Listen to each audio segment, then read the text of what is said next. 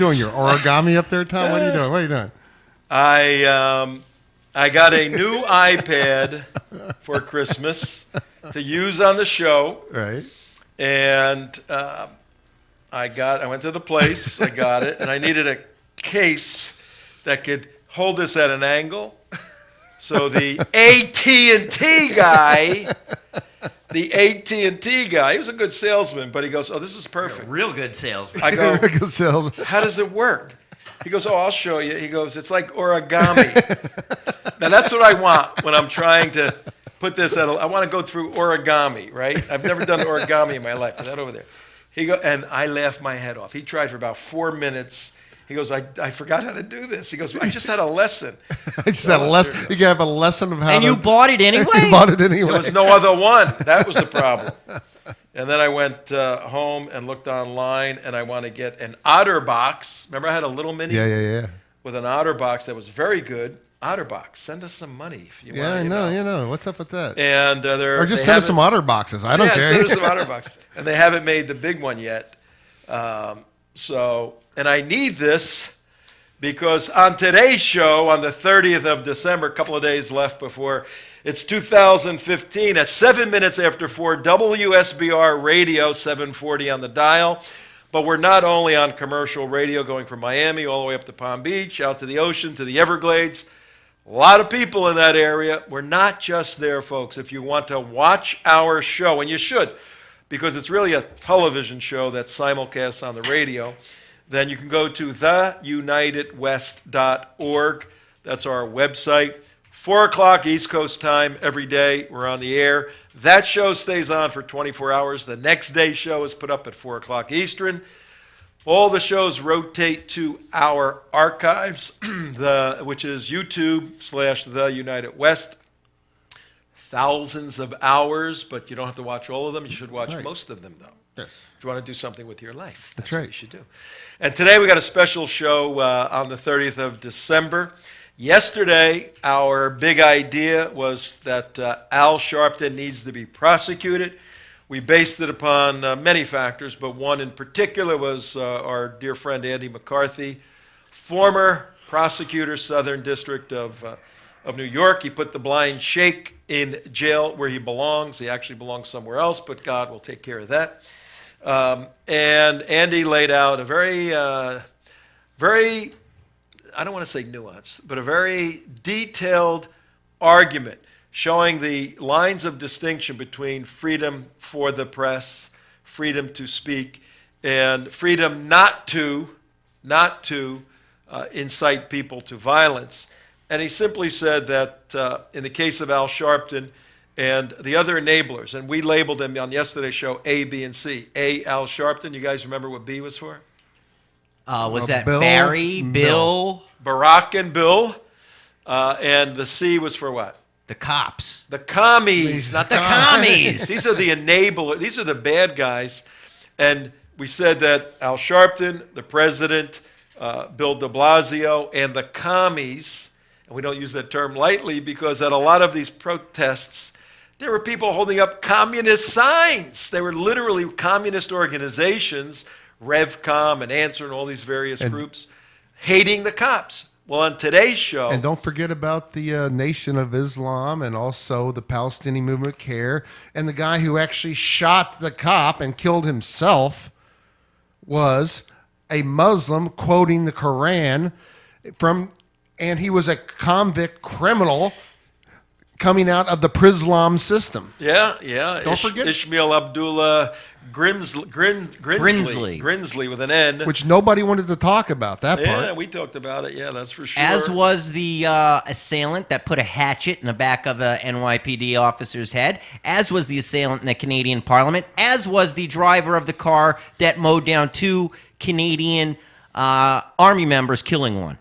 As a result of all this nonsense, instigated to a large extent by Al Sharpton, Andy lays out in his argument yesterday in National Review that there are legal standards and statutes for identifying culpability, legal culpability. Forget about moral culpability. We know that. Legal culpability between the call for some sort of action dead cops, when do we want them now, all this, and the activity of that, and those in charge bear some possible legal, certainly moral culpability. So yesterday's show was, it's time for Al Sharpton to go sit before a jury of his peers. At least a grand jury. Yeah, at least the grand jury. On today's show, we're following, this is a two-part, a left and a right combination.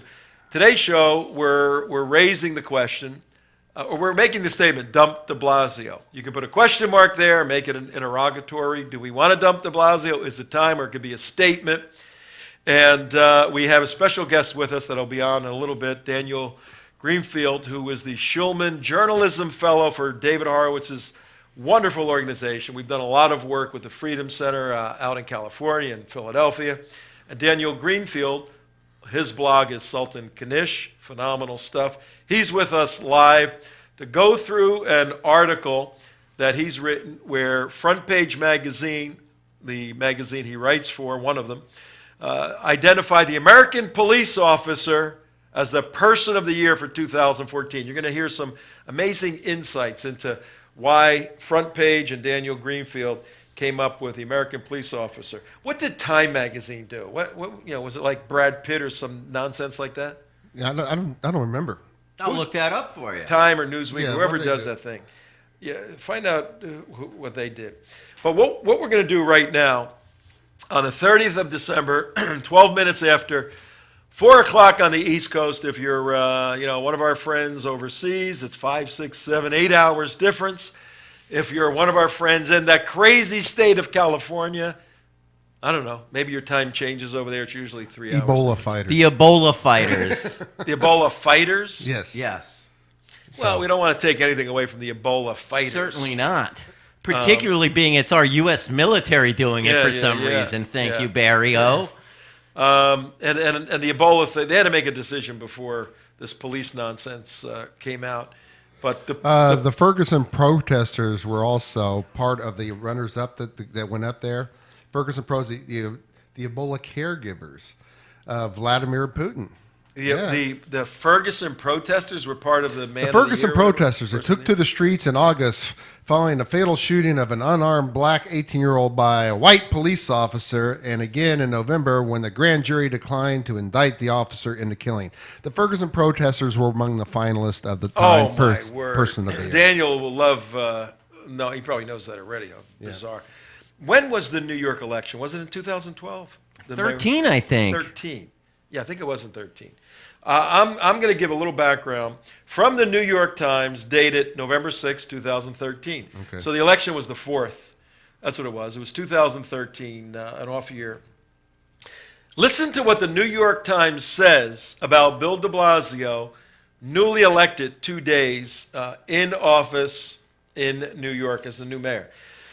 Bill de Blasio, who was elected to become the first Democratic mayor of New York City in 20 years. In 20 People years? don't learn from history, do they? First Democrat elected mayor in New York in 20 years will have a far grander stage on which to test the liberal worldview that has been the hallmark of his career. Now, almost to a day, the violence against the police officers has started occurring. Actually, it was July 17th that Garner died in Staten Island, Eric Garner. And then it was August 9th that Michael Brown was shot. And we laid out Michael Brown very clearly. He was the master of his own destiny. He committed he made 5 decisions that led to his own demise. Eric Garner, a little different situation, but in both cases, the grand jury alleviated, after examining all the evidence, alleviated all police officers. But almost to a year, de Blasio now has a crisis on his hand to the extent, do we have footage of the funeral of officers Lou and Ramos? That wasn't the funeral. I have the video where he was walking through the hospital. Yeah, that happened the night I'll they get were you some shot. video. You could show that. There is footage out there of the funeral where he's speaking, and the cops turned their back on de Blasio. Well, that was as well. They have also, so they did it in both instances. Both they times. And to the point where well, here's the today footage of Bill the- Bratton, the police commissioner, and Bratton's been in Boston, cop in Boston, commissioner, L.A., then he went to, after L.A., I think he went to New York, then he went into the private sector, then back to New York. Bratton said there is a massive division between the mayor and the police in New York City right now. That's a horrendous. Well, that's the one. This is the footage of them turning their backs as he's walking in, and that's just that alone is amazing footage, and we'll find the other footage in a minute. That's last weekend. The footage Yep. you're looking at right now, folks, at 16 minutes after 4 o'clock. And here's the one of this is a still shot of it, and this is a pretty amazing shot here. Well, it's not. It's actually a video. Yeah, CNN. Now, oh my word! Look at this. Oh, Now, for all those of of you driving in your car. Wow. The mayor is speaking from a platform at the funeral of officers Liu and Ramos and all the police. If you've ever spoken to an audience, you like to see their faces. The police just turned Turn their around backs. and turned their And back then on the turn mayor. back on the mayor. All of them. That is amazing. That is amazing. I'll go through de Blasio's life, then we're going to bring Daniel Greenfield in to kind of help deconstruct the situation. I think he knows a little bit about New York City and these issues. In the early life, he was born in 1961, same age as you, Mark. How come you're not the mayor of? Because he's not a Because communist. I don't know Valerie Jarrett. I'm not friends with Obama. Don't know Valerie Jarrett, and I don't hold a mayor's conference to talk about how I'm going to get illegal immigration into the city. Okay, so Nor did he help the Sandinistas in Nicaragua. Nor did I help the Sandinistas in Nicaragua. All right, he grew up right across the street from Gracie Mansion in New York. His father, his name is William Wilhelm. Willie Wilhelm. His mother is Italian, de Blasio, but Right. he was named William Wilhelm and lived with that name until he got into college, changed it. Father was a Yale, Harvard-educated economist and veteran of World War II who eventually committed suicide. In the 1970s, de Blasio was known by his nickname. Now, he's Italian, right? But before he changed his name from William Wilhelm, they called him in high school Senator Provolone. Hey, Senator Provolone! Hey, Vinny Boombats, what do you think of that? I'm not so sure I like that, T. Yeah, I don't know, man. And the classmates used to hum "Hail to the Chief" when he walked into the class at school. He's very tall. He's like 6'6". No, he's a huge man. So he was already laying out his game plan. And he said back in high school, it was very difficult to get the students involved with school. You got pictures of this stuff we can show the people? Yeah. 1979, his father committed suicide. Sad situation. 80 to 84, he goes to New York University, changes his name in 83 from Warren de Blasio Wilhelm. He changed it to Bill de Blasio, and they never really explained why, though he did say that his mother's Italian heritage had an influence in his life. I'm Italian, and let me tell you, whatever influence she had, he misunderstood it, because no good Italian mother is going to influence a son to become a communist, unless you live in Italy, maybe. As a young activist at 26 years old, he went to Israel to help the Jewish people there. Oh, no, I'm sorry. He went, I was going to say, what the hell are you talking about? he went to Nicaragua to help the communist revolutionaries Sandinista. there against President Reagan. So I wonder if him and Ollie North ever met on the battlefield. Yeah, I think he might have been in Ollie's sights, right? In 1989, he joins Dinkins, Mayor Dinkins, David Dinkins, who single-handedly ruined New York City, joins his staff. We're going to ask Daniel Greenfield if he learned anything from David Dinkins, de Blasio, that is. 1994, marries a black woman, Charlene McRae. Oh, is she a looker? And they met in 91. They got married in 94. And Brother Bill, he got into the whole black thing as a family. 2000, this surprised me. I didn't know this about him. He was tight. They've since abandoned him. He was very tight with Bill and Hillary. Yeah. Get out. Yeah. Oh. In 2000, he was named the campaign manager for Hillary's Senate race in New York. You believe I didn't know that. I didn't know He ran that. her race.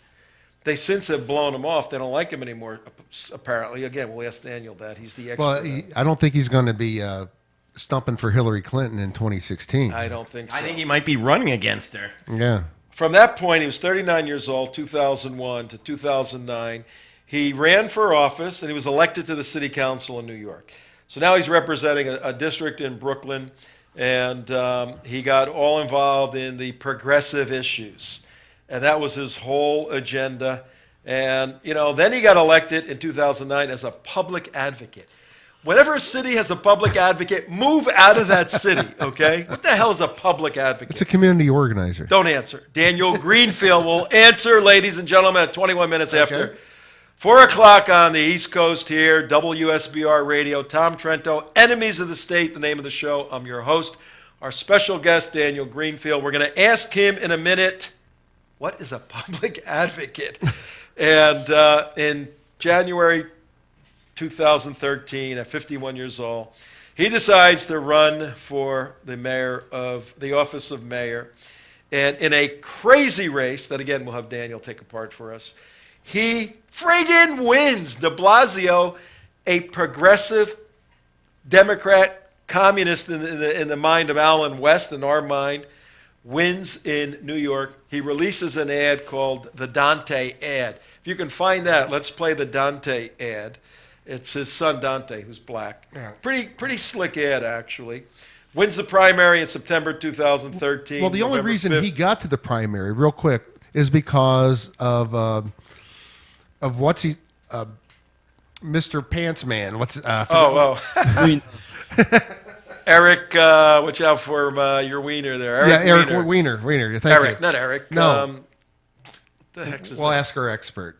I forget his name. How can we forget Wiener? Anthony. Wiener. Where get Eric from? My question is, how do you have a Jew named Anthony? I know. But he only got in there because Wiener exposed he's Wiener, and that's the reason he got up there. I think he was actually moving pretty well up the ranks there. In any event, he is at the center of this controversy right now. And many people, not just folks like us, are calling for him to step down. But whenever you have the most elite law enforcement police organization in the country, whenever you have it used to be the best counterterrorism. He changed things very quickly when he came in. Best counterterrorism police establishment in the country. And within a year, it starts crumbling and falling apart. And this guy's somebody's at the center of it. You got to ask significant social and political questions should he stay. Let's go to the expert who knows all things about Bill de Blasio, New York City, and the police officers there. The Shillman Journalism Fellow, again working for our friend David Horowitz at the Freedom Center. Let's give a rousing round of applause to Daniel Greenfield. Daniel. Yeah. All right. Don't look so excited, Daniel. He doesn't sleep. What do you want from I'm him? not getting enough applause. I'm still waiting for more. All right, there we go. Okay. First question, what the heck is a public advocate? Yes. What is a public advocate? It's a community organizer with a taxpayer-funded six-figure salary and a fleet of vans that drives around the city registering complaints from people. That's a decent summary of it. All of that. I mean, did Rome have public advocates? Did Greece have does Britain have Britain probably does. Britain does. It probably had public advocates since it burned. And Jim Chowdhury, I think, is a public advocate in Britain. Now, let's take a look. We got you. We're gonna ask you a couple of things when we're here. And we want to look at the article you wrote naming, I think wonderfully so, the American police officer as the person of the year. But New York is a big city, 8-9 million people. Is there a need for a public advocate? If there isn't a need for that tax-funded office, how do you meet the needs of people that need an advocate in the public sector? Well, first of all, you can get rid of about 90% of the various city officials without in any way inconveniencing anyone except, the officials, their bookies, and their assorted family members. The public advocate is another one of those completely unnecessary offices that at the same time serves as a kind of a lateral way of moving upward into politics, which is what Bill de Blasio used it for. He used the public advocate office to jump into the mayor's office. So that's really what it is. It's a very good way to prepare people. Mark Green was the public advocate. He tried for mayor before Bill de Blasio. So, public advocate is a good place to sit and collect a nice fat salary and occasionally do press conferences while preparing to run for mayor. It's basically like a lot like Hillary Clinton's post-State Department career. Your post-State Department. We hear quite a bit. So the public advocate, I mean, if somebody wanted to, they could probably slice that. Daniel says, get rid of the whole thing. You can probably slice it 50% and not feel anything anywhere. What kind of thing would you need to have somebody take your case someplace? I mean, isn't that what the politicians are for? Is you have constituent services? I think it's. I mean, called. Isn't that the whole point of politics? Is to have people who you elect represent you for the city? Isn't that funded the whole point? Staff? That's Right. crazy talk. Yeah. Well, first of all, there are around 100 different bodies and assorted nonprofit organizations that specifically take people's cases on various issues on everything from rent control, which is why it's partially impossible to kick anyone out, to if you happen to have stabbed a police officer and want somebody to, on a nonprofit basis, represent you in court. I mean, there are numerous various bodies and agencies that do nothing except represent people and dealing with other various bodies and agencies, which is why we have such an insane system, because you need a lawyer to talk to lawyers to talk to lawyers. I could see all of our dear conservative friends listening or watching right now, 28 minutes after 4 on the East Coast, our friends in Texas on their ranches or their sprawling land going, honey, cancel that New York vacation for Christmas. We ain't going near New York City. That's just crazy stuff, and that's the situation. These urban areas get so entangled in the bureaucratic nonsense. Well, at the head of all this bureaucratic nonsense, Daniel, is a guy that many people are throwing around a term, the term of communist. And, we deal with hyperbole here. We're accountable to no one except the Almighty. But we want to be accurate when we're speaking factually. Is Bill de Blasio a communist? Oh, he supported a violent Marxist terrorist group. I think that gets you a checkpoint in the yes, he is a communist category. The Sandinistas in Nicaragua were a violent communist terrorist group. They were explicitly Marxist. Their agenda was to create a perfect leftist utopia. Incidentally, one of the ways that they did this was by wiping out the local Jewish community, aside from, putting Indians into churches and burning those churches. So, de Blasio's support for them gave him a perfect background for running for office in New York. I want you to dive inside. I know you may not like this. I want you to dive inside of Bill de Blasio's head. Get inside of his head and his heart. And, he did the Sandinista thing when he was in his 30s, in his 50s now. It's 20 years ago. Do you think as he is getting dressed in the morning to go to his office, running the largest city in the United States, that the Weltanschauung, the world view that encapsulated his being in Nicaragua when he was working there helping the Sandinistas, is that same worldview still with him? Or as a lot of people, you mature, you get a little wiser through the years, and you go, that was a crazy time in my life. And right now, I think a fair governmental approach is capitalism mixed in with a little bit of public service. What do you think's going on in his head? Just like with Obama, with de Blasio, you can look at the small things, big things. De Blasio is basically still the same guy that you see in those scruffy photos from long ago. You can see in the small things, for example, he is late to absolutely everything. He was late to the funeral. He was late to repeated memorials. There's something now called the Blasio time, in which you basically have to wait an hour or 2 hours for him. And that really says something, because it says that he's not, despite the suit, he's not the mayor. He's this guy who likes to smoke a little pot and get out of bed late and then show up whenever he feels like it and say, power to the people, man, because again, that's who he is, and you see that to some degree with Obama also. And then the big stuff, the de Blasio has completely split the city. He has alienated people. He has just lost the support of the NYPD. That's big news. But the smaller news is that he has the support of about, I think, 23% of white voters now. So he has completely divided the city. He's divided along racial lines. He's divided along political lines. And that really shows that he's the same guy he was then. He's not capable of working together with people from the other side of the aisle. He sounds a lot like Obama. He is. Do they get It's the along? same guy. Do him and Obama get along? I don't know if I've seen them together. They get along pretty well. They I mean, do. they're the same guy, basically. Well, Both arrogant, narrow-minded, and believing that they're incredibly special. well, I referenced it earlier. It was really telling when they had that mayor's meeting from all the different cities. Yeah. And they were talking about how to fund this new immigration policy in New York. And at the center of the table, right in the middle of all of it, was Valerie Jarrett, which we all know was Obama's brain. And having that person next to de Blasio tells me volumes about the relationship with Obama. Yeah. I want to dive a little more deeply into this line of thinking.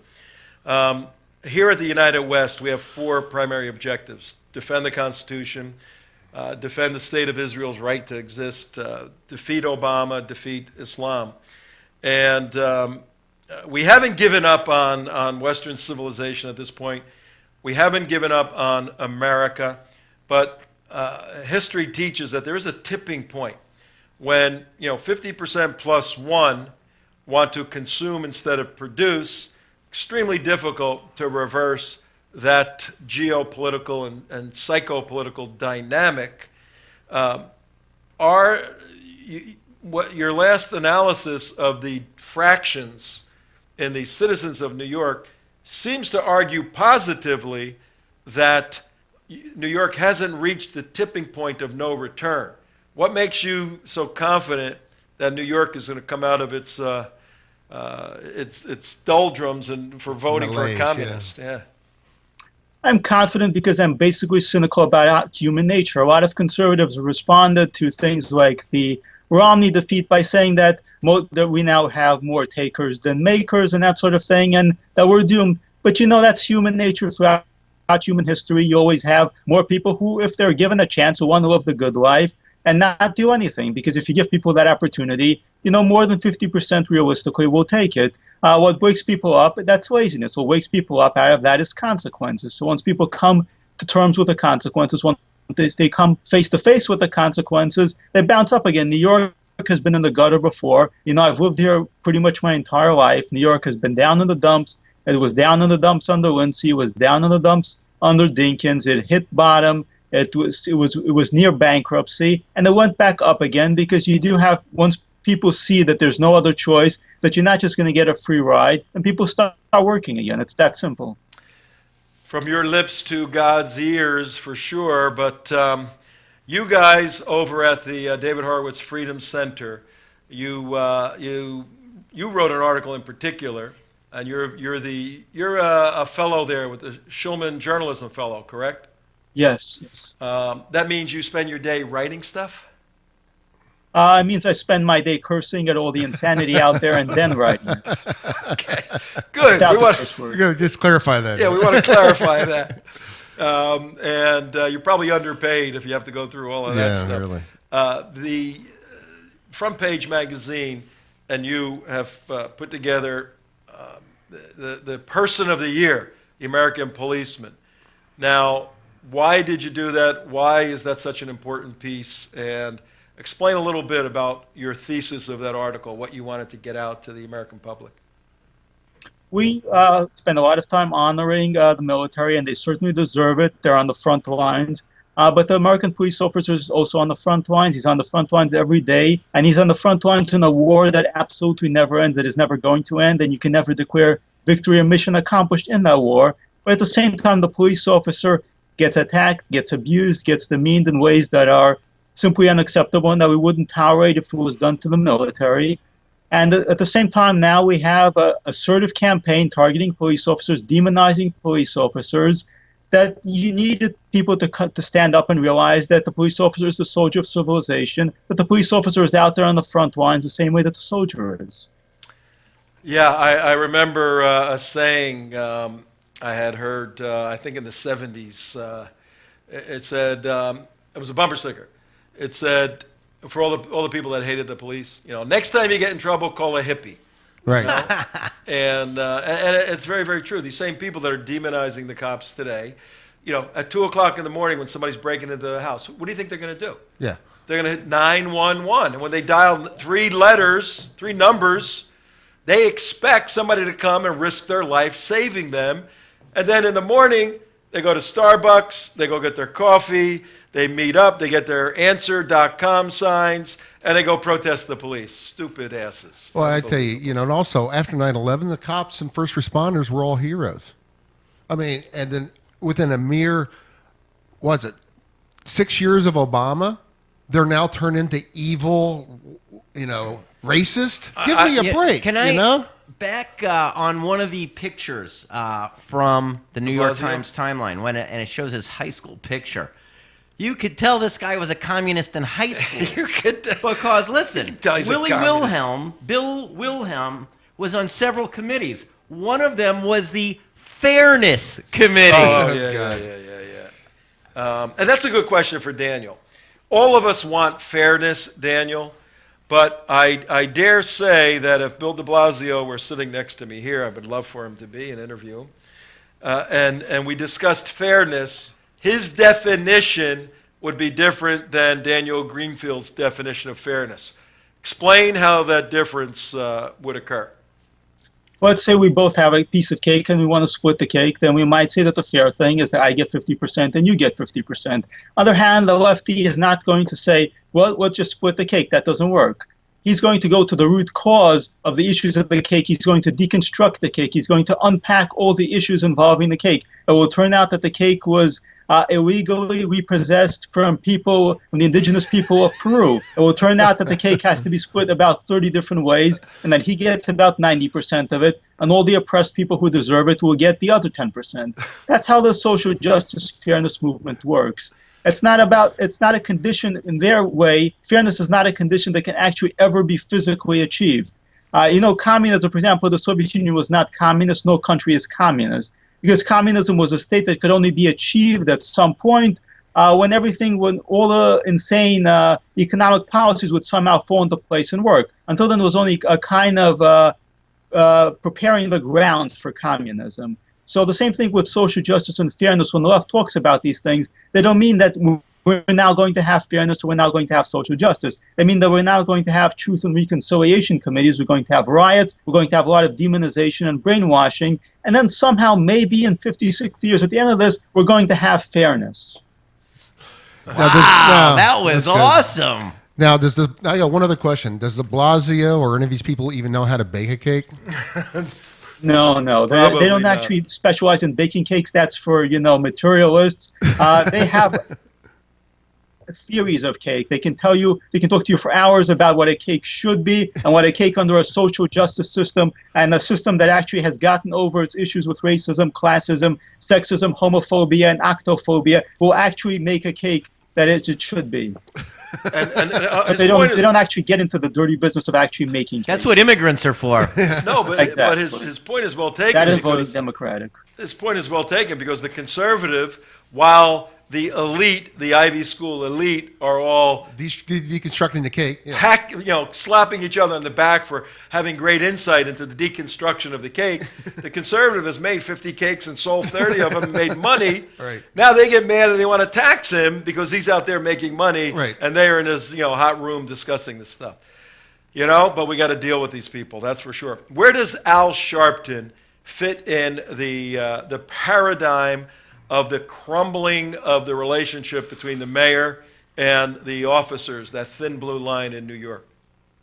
Sharpton crawled his way up the ladder from the very beginning by making himself into the voice of black anger. So there would be a riot, now Sharpton would be there, and now Sharpton would give the idea that he can shut off the violence anytime he wants to. So if you don't want a race riot in your city, you have to deal with Al Sharpton.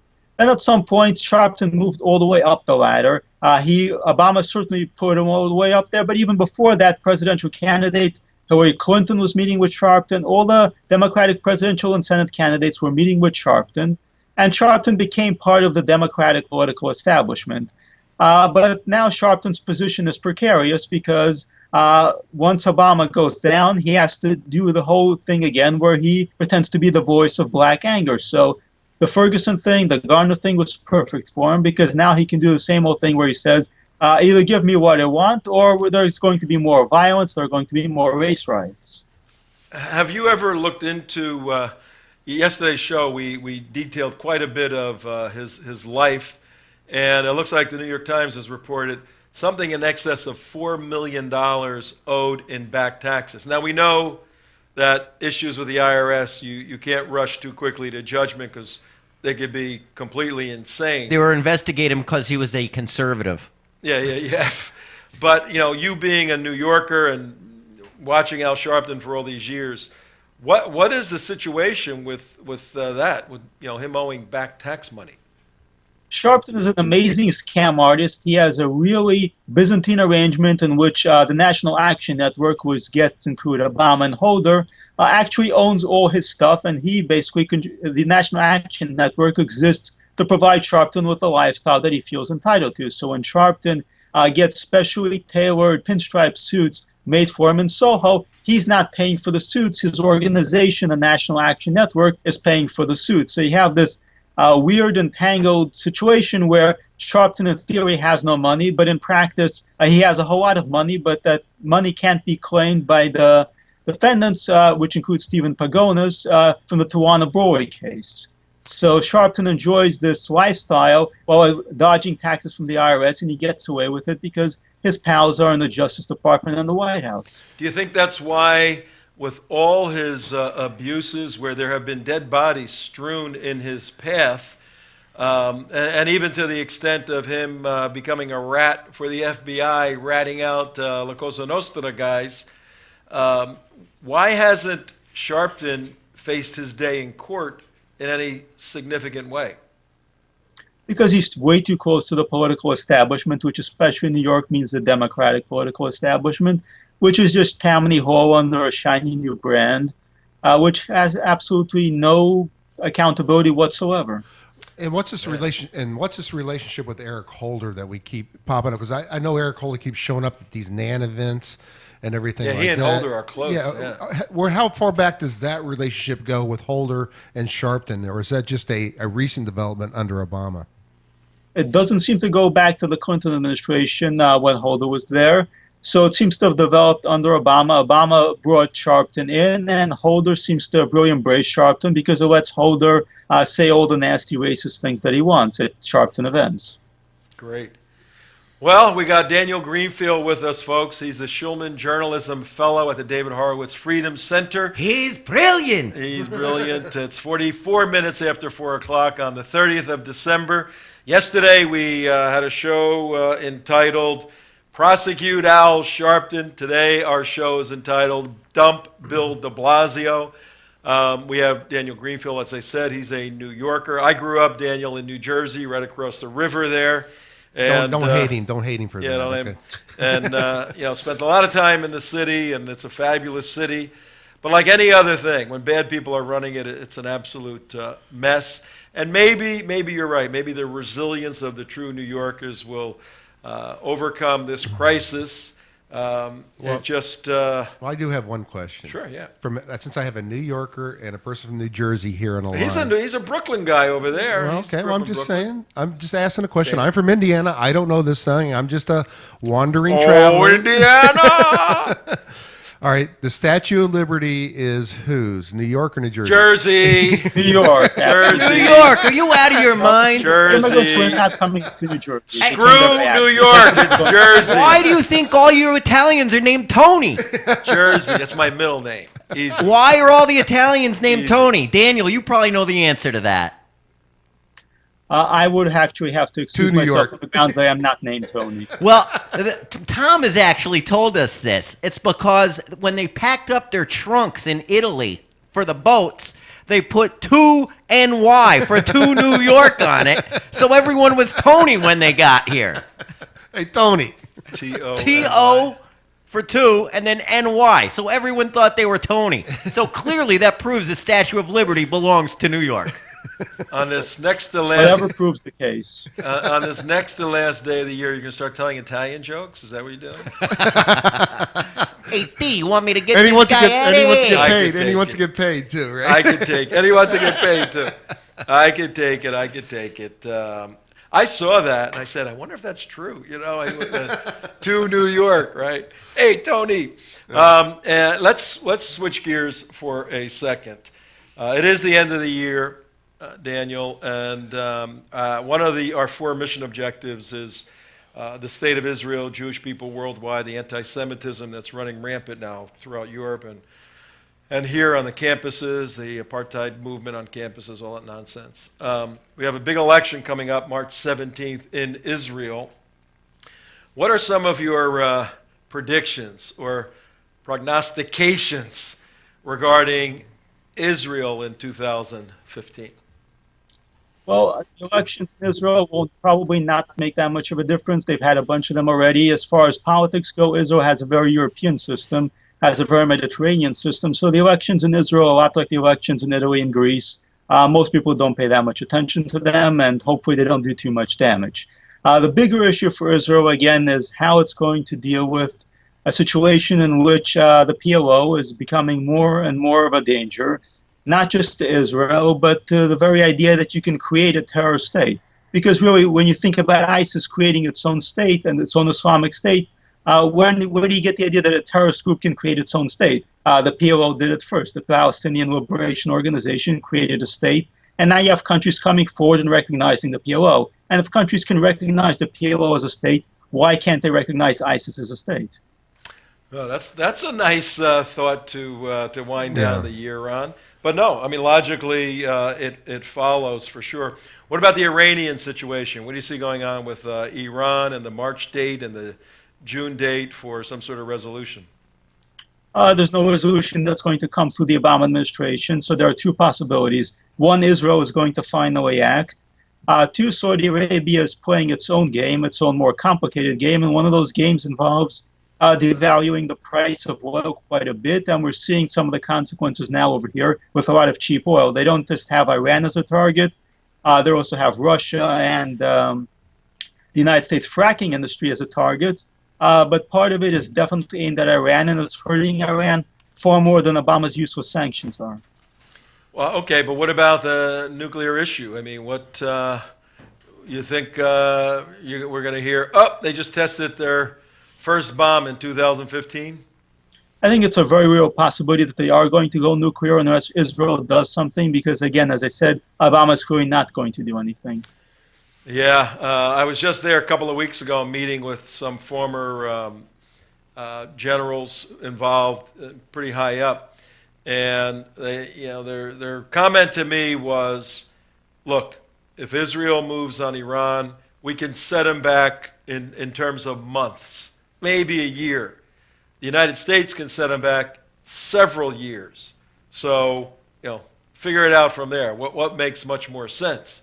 And all right, well, that's something we're going to be looking at. Before we let Daniel go, I want him to have some closing thoughts. You guys have any questions for him, whether on our subject, which is dump de Blasio and the whole New York mess, and we're so glad you're writing on that, or on anything?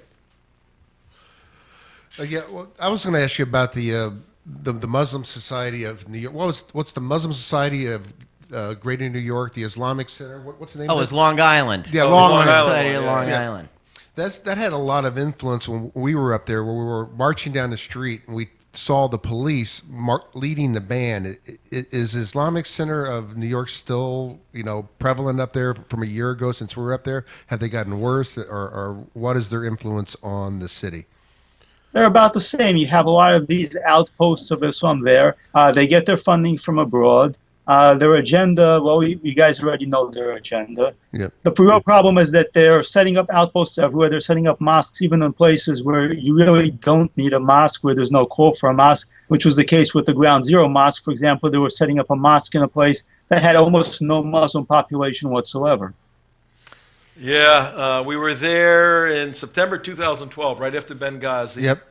and it was Muslim Day. Muslim Day. Yeah, on 34th Street, I think it was. What was the guy who said? What was his statement? Go ahead. I demand an international law to outlaw blasphemy.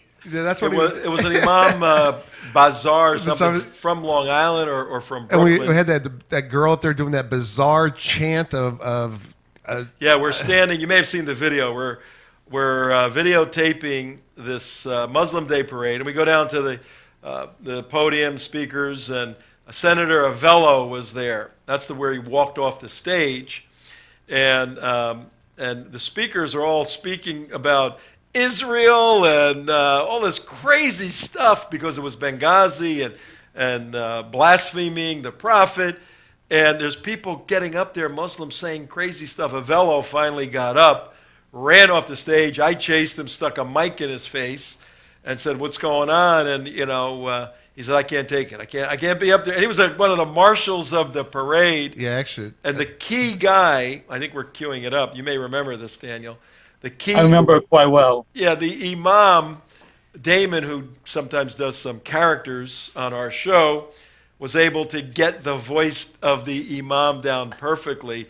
Damon, do a little bit of that, then we'll play the I action. demand an international law. Well, I haven't got quite queued. You're not there yet? It's not queued up? How about the British Muslima woman?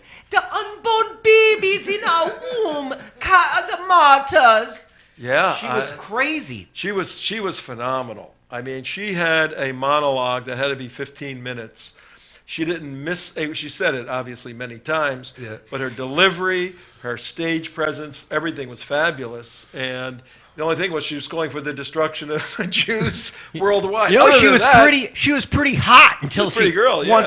until she made it known that she'd love to kill me. Yeah, other than that, she was pretty good. Other than that, you got this guy, Mark. Yeah, hold on one second. All right, we're gonna let our audience see some of the I stuff. demand an international I'm trying to law. find exact place. This was very big because this is when Hillary and President Obama also said at the UN, you can't, and no one should disrespect the prophet. Here it is. Here it It's is. Here it is. Here it is. nonsense. Listen to this, Daniel. This guy cracks us up. I haven't heard him for a while. Hold on. Here we go. 9/11. In Nazi-like fashion, listen to Imam Shabazz demand the UN make international protections for Islam. Here he goes. I again demand to the United Nations on this platform, please make an international law for the protection of honor of our beloved Prophet, for the protection of all prophets, for the protection of honor of all divine books. So takbir. And the Nazi Everybody salute got raise your me. hand. Takbir. Takbir. Takbir. Risala. Risala. Risala. Without the salute. Oh my word! Hey Daniel, that's your city, Daniel. That's your your city. beloved city. What are you doing, letting it get so out of That hand? part of it isn't my city. Around- What was that? Just the part around it. That part is not my city. That part is occupied territory. Well, we love New York, and we'll help you clean Even though it the up. New York cops are leading that parade down with Yeah, a brass that's- band. That's just insanity. That's just Well, it's their job. Two firefighters just lost a lawsuit that said that they wanted to be excused from a gay pride parade because they're Roman Catholic. So the cops have to do this. The firefighters have to do this by law. And by order of the mayor, too. I mean, that's obviously, that's yeah. the cultural change, where the culture changes, and people who culturally or religiously aren't for it, if they take a position to serve the public, those are difficult things. But in any event, we need to argue for the Judeo-Christian worldview. Damon, you got one last thought. We're going to let Daniel go. Quick question, Daniel. We've covered this a lot, and I know you've written a lot about it, and that's the Red-Green Alliance. Are you seeing a lot of the same people that are shifting between the crowds of like the protests against Operation Protective Edge, now with the Ferguson and Eric Garner protesters? Is there a bit of a crossover in those crowds? there's a huge crossover. If you actually become familiar with them, and you guys probably have plenty of videos, you can spot a lot of the same faces, the people who professionally attend rallies, the people who go from one rally to another. So you had Muslim groups providing personnel and boots on the ground for the Ferguson protests and the Garner protests, and vice versa. You have the leftists coming over to all the anti-Israel protests fought by the Muslims. And you have the same thing now going on, not just in the United States, but in Europe as well. You have a class of professional protesters, and when the media wants to report these people as swelling the crowd, when in fact it's professionals. And here's some of the shots you're talking about. From Ferguson to Palestine, occupation is a crime. It's almost the same exact message that the Sharpton, it's always this blame mentality. It's always this, you're never responsible. No one ever in any of these movements, whether it's the Palestinian movement or the Sharpton movement or the de Blasio movement, all this leftists never take responsibility for any of their actions. Do you agree or disagree with that?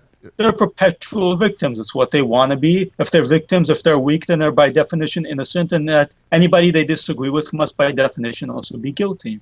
And there's a payday somewhere in and there's some paycheck that, either in an NGO or some sort of BS bureaucratic organization with a goofy city. All right, Daniel, look, you have a wonderful new year. Keep up your great work. We're looking forward to doing more together in 2015.